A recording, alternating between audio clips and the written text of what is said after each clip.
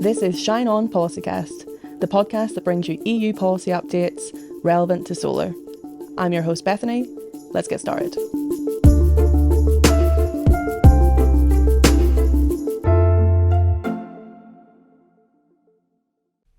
So on today's Policycast, we have François Paquet, the Impact Director at the Renewable Hydrogen Coalition, to talk all things renewable hydrogen. So welcome, François. And we can actually kick off with the first question from our social media. And if you want to ask your own question for future Policycasts, you can find us on Instagram at SolarPower EU.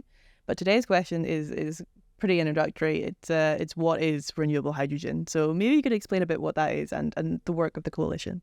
Sure. But first of all, thank you for having us. This is a pleasure to be here with our friends, SolarPower Europe. What is renewable hydrogen? Renewable hydrogen is the newborn of the renewables family. Basically, you harvest the power of the sun, wind, together with water, and you create this molecule, which is called renewable hydrogen.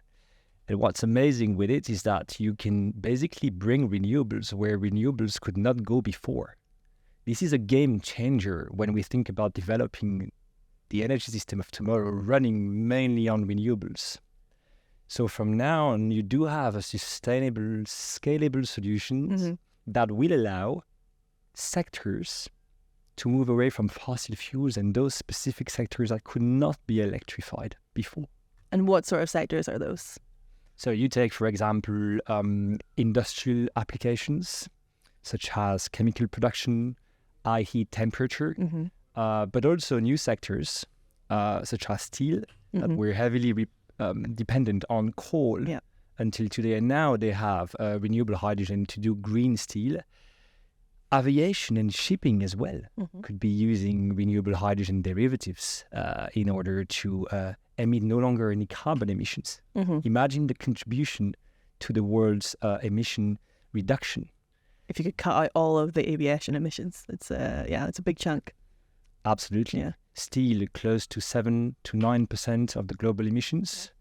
The shipping industry, for example, 2 to 3% globally. Yeah. So we are talking about transforming completely a game changer and transforming potentially the way we manufacture products.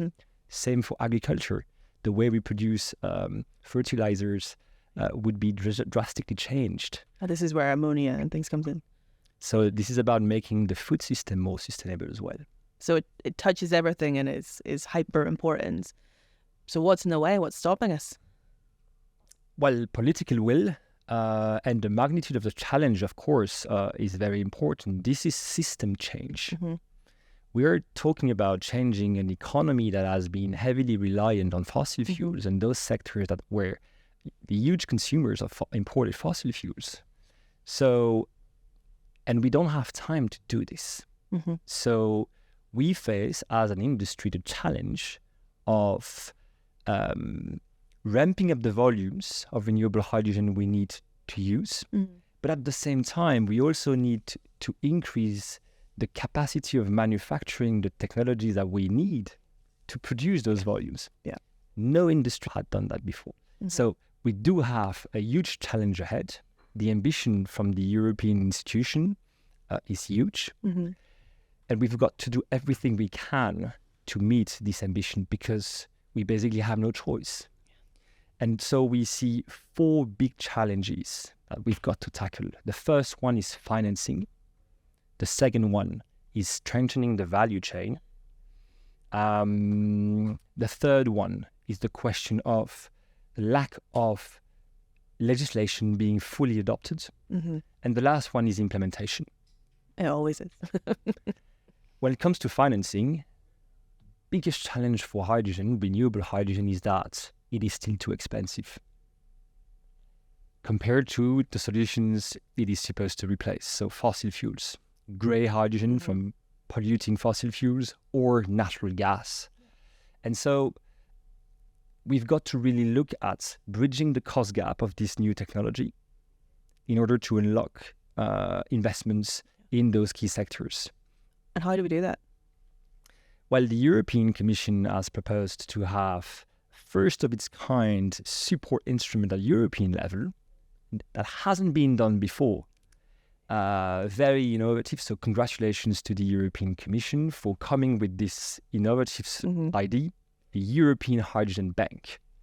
So we think this is a good idea, but we need to work on it still. And I'll come back to it. Okay. Hydrogen Bank. We'll come back. Yeah. Second challenge, the value chain. I already mentioned that we should avoid the bottleneck of electrolyzer manufacturing. We need to make sure we have the electrolyzers for every single project to go for renewable hydrogen. And at the moment, the current manufacturing capacity in Europe is at roughly 3.1 gigawatts. That is for today. And where do we We to need go? to be in 2025 at 25 gigawatts. Okay. This is a massive A challenge. lot to do in a couple of years. So this is on its own already a huge challenge. Third challenge, currently the regulatory framework is not yet fully adopted for renewable hydrogen. Don't expect industrial players, investors to invest if they don't know the rules of the game. You need the And reliability. so we need to urgently have this framework adopted, because behind this are binding targets for consuming renewable hydrogen in those hard to electrify sectors, regulations relating to infrastructure, but also the ramping up of manufacturing of electrolyzers. So absolutely key.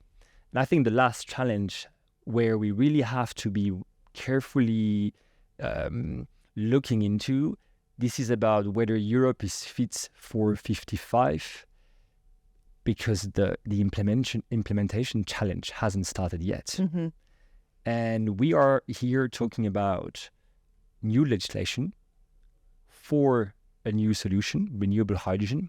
And I fear that the implementation may take longer than for mature technologies like solar or wind. I mean, that's something we already see in those sectors. We get the legislation there, but I mean, implementation for the previous clean energy packages and renewable energy directives, there's still missing pieces there. So it's not a surprise it's reflected and probably even more acute in the emerging sectors.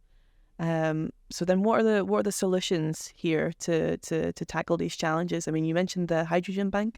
Yeah. Financing clearly should be the key focus for this commission still, but for the next one as well. We need to make sure that the Green Deal is actually a good deal for industry. That means what? We need a Green Deal fund, or whatever funding that allows to really fund the systemic change that we are talking about. This is a very emerging market. So the need for public funding is important to unlock private investments. Not forever, of course, but really to launch the industry and scale up as fast as possible.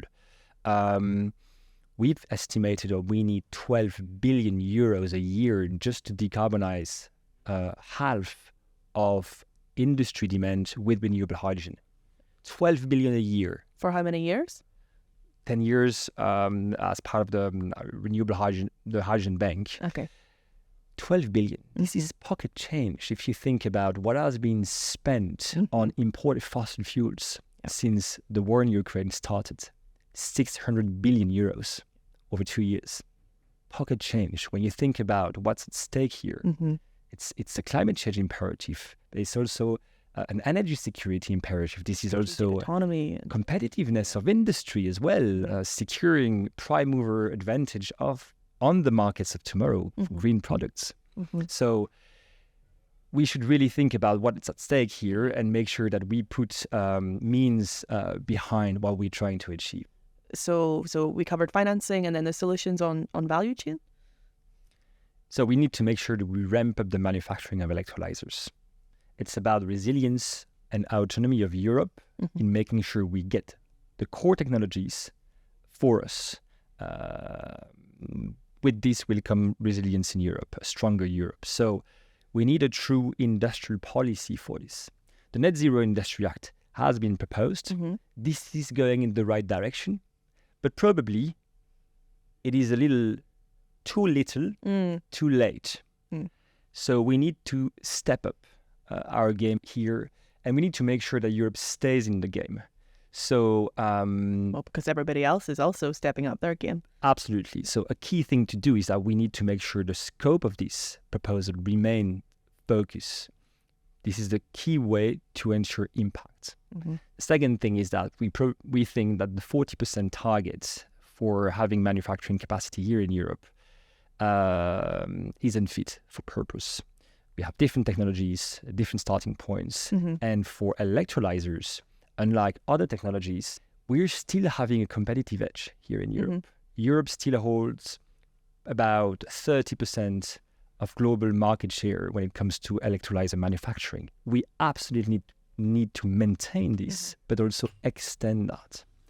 And so the 40% target, we think, isn't ambitious. If we are to cope with the current, the upcoming demand for electrolyzers up to 2030. Yeah. And then what sort of ballpark would work for you?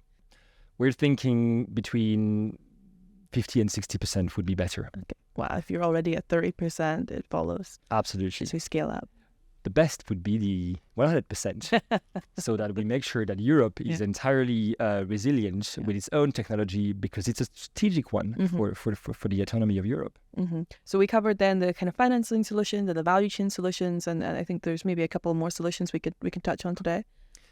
Adopting as fast as possible the regulatory framework that is currently being discussed by European authorities. The main texts that were part of the European Green Deal are not yet fully adopted. So that should be a matter of urgency to do that. We've got several files in the Green Deal, I said, but there is also the gas package that relates to infrastructure for renewable hydrogen. So this is definitely an important focus. And last, implementation. There we need to make sure that the next Commission really focuses on delivering the Green Deal. Implementation should really be the focus. I would say, instead of setting new climate targets. Let's make sure we deliver what we have agreed all together here in Europe, so that we make progress towards the energy transition and combating climate change. And then, well, you mentioned some of the legislative files around renewable hydrogen, but what are some of the key moments in time that we should be aware of coming up? Well, several things. Negotiations on the gas package, which is trying to make the gas networks fit for renewable molecules such as renewable hydrogen. There we need to make sure that European authorities continue the discussions and get to an agreement as soon as possible. So we should see in the fall progress on this.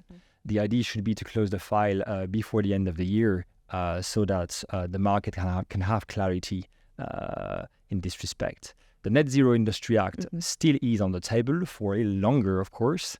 And there we need to work with the European authorities to beef up basically what's in there to make sure that it's a good deal for industry. And we protect the sovereignty of our technologies here in Europe. Well, I think that's a good note to wrap up on then. But if listeners want to discover more about your work and the work of the Renewable Hydrogen Coalition, where can they find you online? So we do have a website, of course. We are the Renewable Hydrogen Coalition, so quite easy to find us online. We do as well have a channel on social media, Twitter, or X, or YouTube as well, where you can find our webinars, our events. So go there and you'll learn more about us and renewable hydrogen. Great. And if you want to find out more about how renewable hydrogen and solar intersect, you can find SolarPower Europe at SolarPower EU, or myself at SolarPower Beth. But thanks so much for your insights today, François. Thank you. Thanks for listening to today's episode. This podcast is brought to you by SolarPower Europe. If you don't want to miss our next episode, make sure to subscribe and turn on notifications. Shine on.